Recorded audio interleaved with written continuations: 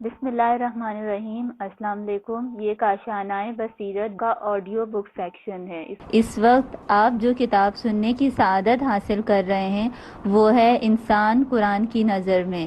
اس کا 5واں پارٹ ملاحظہ فرمائیے۔ مستقبل کی تعمیر میں انسان کا کردار۔ دنیا کی جملہ موجودات جاندار اور بے جان میں منقسم ہوتی ہیں۔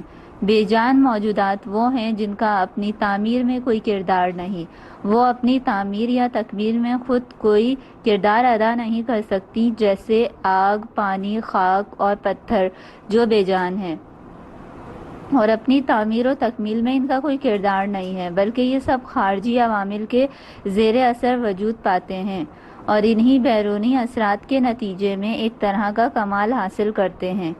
ان میں کوئی ایسی حرکت یا کوشش نظر نہیں آتی جس کا تعلق ان کی ذاتی تعمیر اور تکمیل سے ہو، لیکن جاندار موجودات مثلاً نباتات، حیوانات اور انسانوں میں حرکت اور کوشش کا ایک ایسا سلسلہ مشاہدے میں آتا ہے جس کا تعلق انہیں قدرتی آفات سے بچانے، اپنے اندر دوسرے مواد کو جذب کرنے اور اپنی نسل آگے بڑھانے سے ہے۔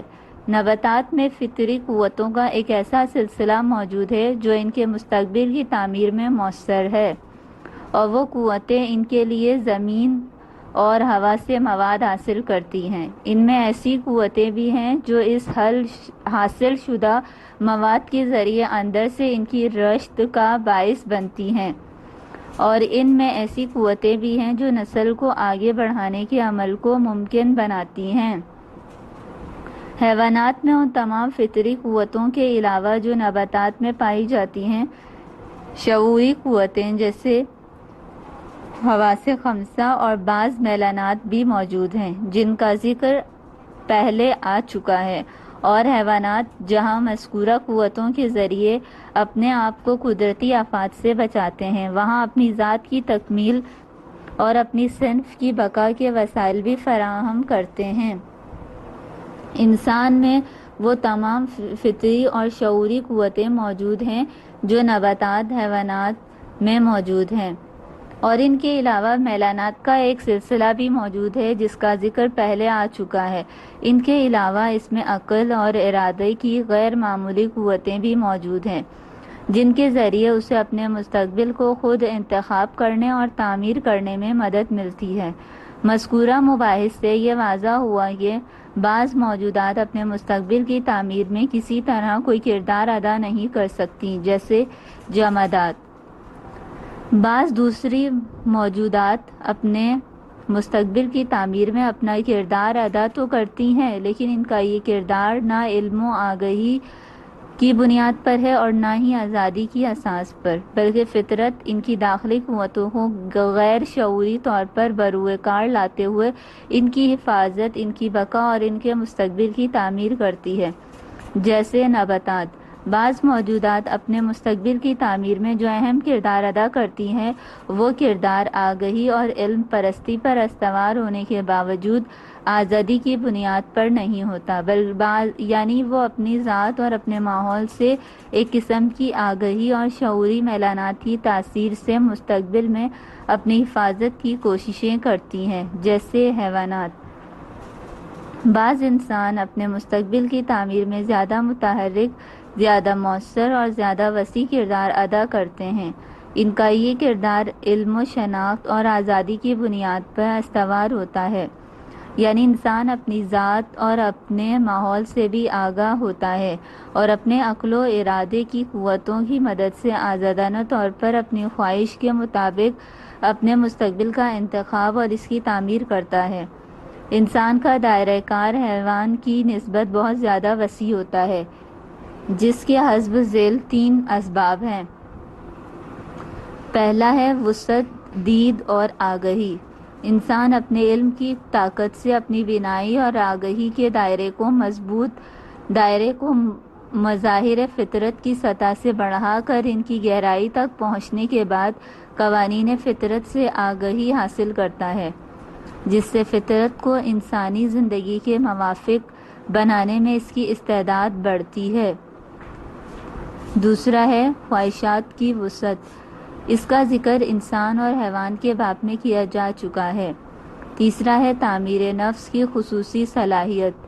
اپنی تعمیر کے سلسلے میں ایسی خصوصی صفات انسان میں پائی جاتی ہیں جو کسی اور جاندار میں نہیں پائی جاتی، اس لیے کوئی اور جاندار اس پہلو سے انسان کی مانند نہیں، اگرچہ بعض دوسری ذی روح ہستیوں کی تعمیر کسی حد تک کی جا سکتی ہے اور خاص تربیت سے ان میں تبدیلی لائی جا سکتی ہے، جیسا کہ نباتات اور حیوانات کی دنیا سے مشاہدہ کیا گیا ہے۔